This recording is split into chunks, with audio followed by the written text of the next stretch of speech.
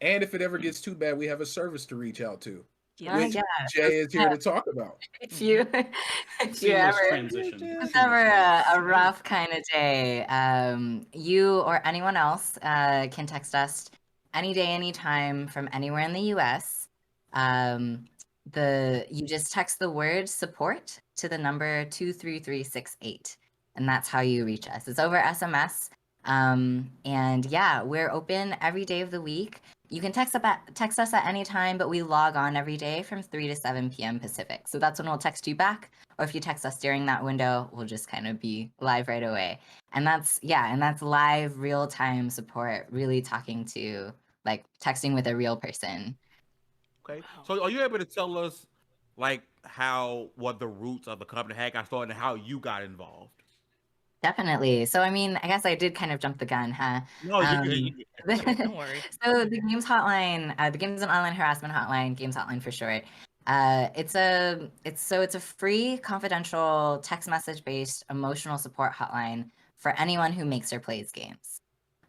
So that means it doesn't have to specifically be about games or about online harassment for y'all to text in or to talk to us. We actually get folks texting in about a whole wide range of issues, from burnout in the industry to like different community relationships, friendships, interpersonal kind of conflict like that, to like school stress. And it's really about like our name is about who we're for. But there isn't any gatekeeping around that. There's no test to see if you're really a developer or really a gamer. We just kind of like what makes us special is that we have that kind of extra context and cultural competency around games, gaming community and stuff. So you don't have to explain to us what Twitch chat is, what a hate rate is, what it's like working in the industry, and why the burnout is so bad. And no one's ever going to dismiss you for being like, oh, games, is that an addiction? Or why don't you just log off? Or it's just someone sending you threats online. That's not real life, you know? Yeah. So it's really like community driven, and that came out of like us really just hearing about a lot of folks who had experienced really extreme, kind of on the more extreme side of online harassment, trying to seek support, maybe from a therapist, maybe from a friend, maybe from calling another hotline, and kind of like ending up using all that time explaining what was going on, because folks like they didn't get like what it meant to be so online. They didn't like they were kind of in shock of like kind of some of the more unique games cultural stuff of like how normalized some of this stuff is, or um how real some of this harassment feels and how ubiquitous and inescapable it can feel. Folks just like weren't really offering space to actually center like how you're feeling and what's going on if you have to like spend all this time explaining yourself, right? Um, so yeah, I think we definitely also have our roots in 2019 when that first Me Too wave hit the games industry.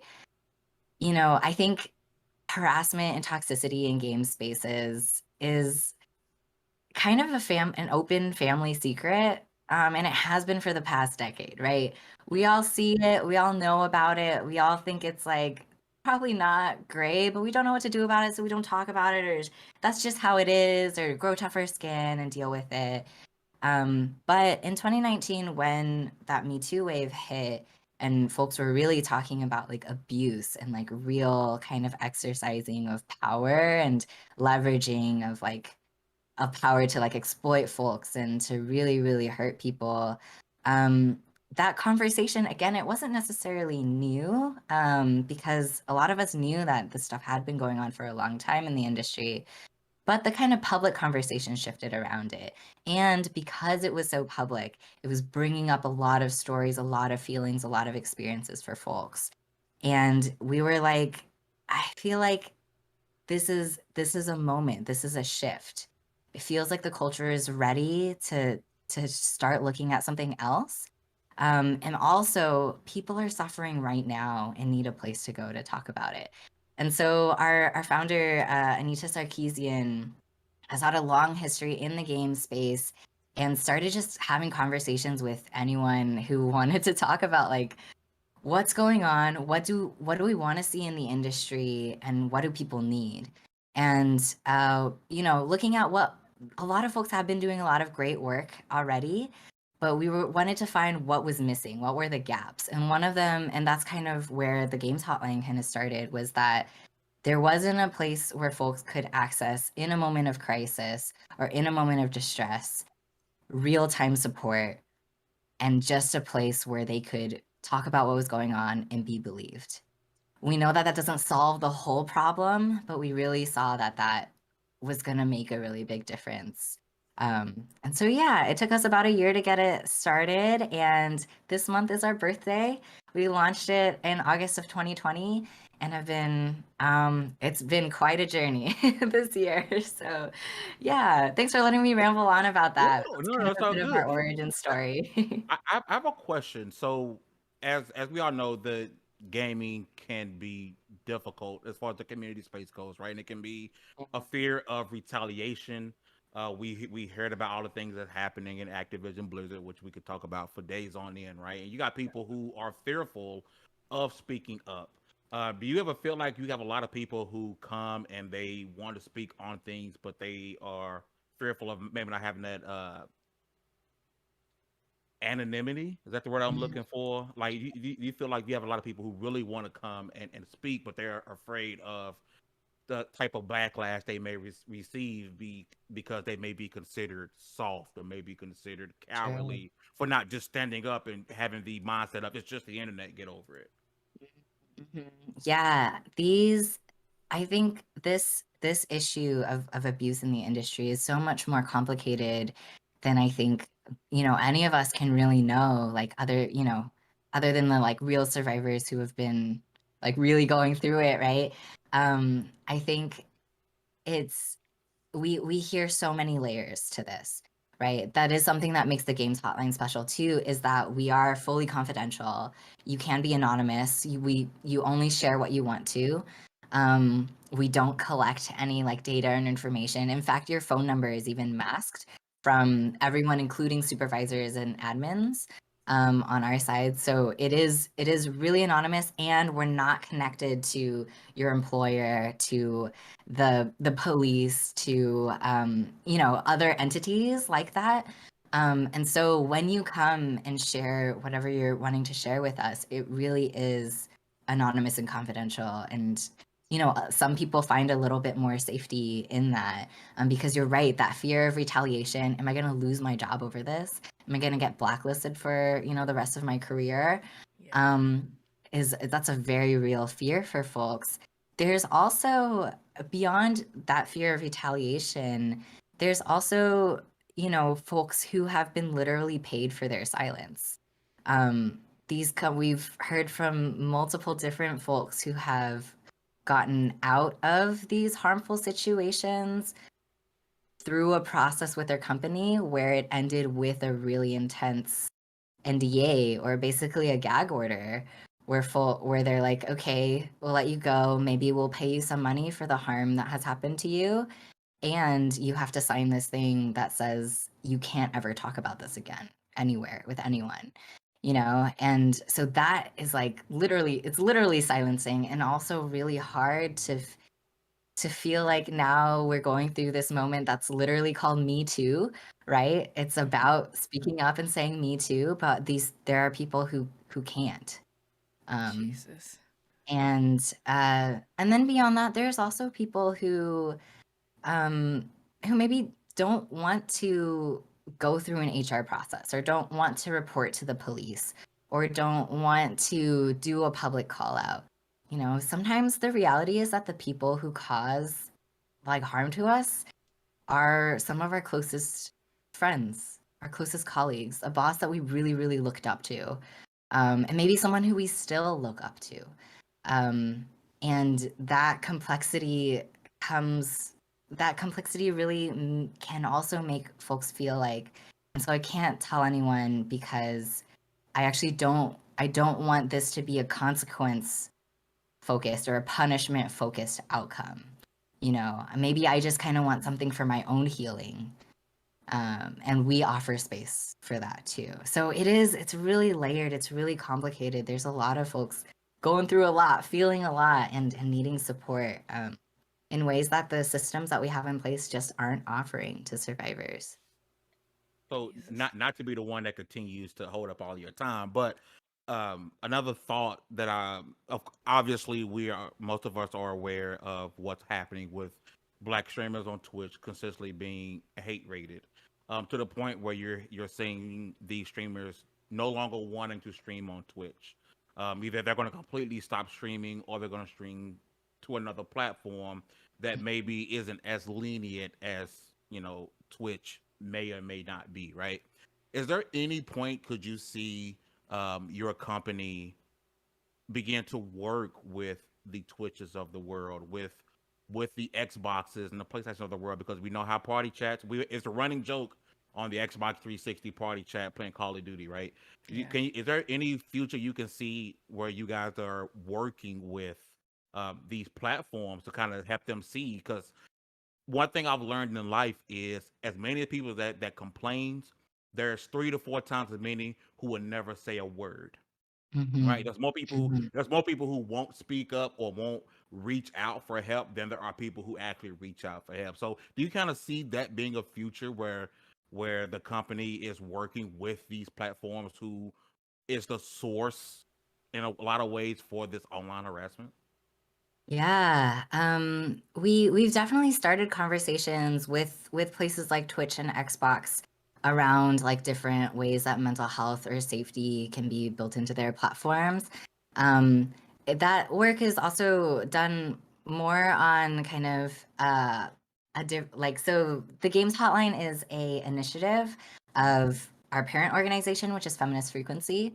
And so Feminist Frequency is like definitely in the process, especially in light of the Activision Blizzard lawsuit, of working more deeply with larger companies and platforms and developers and stuff to like we're looking at fundamental change. Like for us, we're not really interested in some surface level, like, oh, okay, say this or change this to be this a little bit different and then call it done. We're really looking at like systematic, really digging up the roots of this thing, change over there. I will say these conversations have gotten more attention since the Activision Blizzard lawsuit. I think that has really put the I don't know, has really like put some folks' feet to the fire, you know?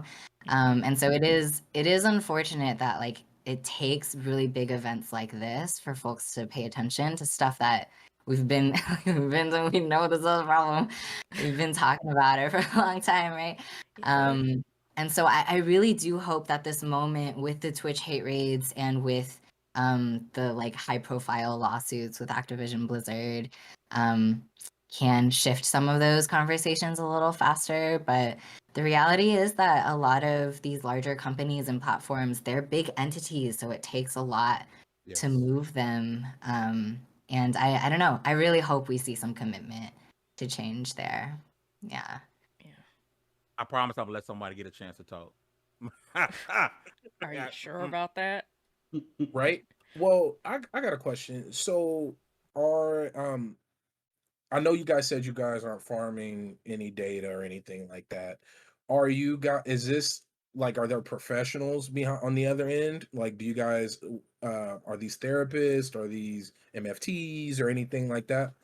That's a great question. Yeah. So we have volunteers answering the hotline text messages, and they all go through pretty extensive training. So they are first trained on like mental health response, crisis intervention, suicide prevention, that type of thing, and really learning how to I don't know, respond to a whole wide variety of text messages of folks at like experiencing different kind of mental health things or at different levels of distress. And then on top of that, we also train them with kind of games like community, games industry, content creator type like different issues in each of those buckets. Um, And we have like kind of protocols and training and tools around how to respond to different types of online harassment. And so it's like many levels and layers of training so that all of our agents are well equipped to respond to and make really open, non-judgmental listening space for different types of mental health experiences or really whatever you're going through. And then bring with them that games background and some guidance around how to deal with online harassment, or kind of like kind of more specific situations of abuse and stuff like that as well. This is not quite what you asked, but one kind of interesting thing that we've also started training on, and this isn't something we started out with, but something we actually were a little bit surprised by, it wasn't something I anticipated, was how to talk to people who have caused harm.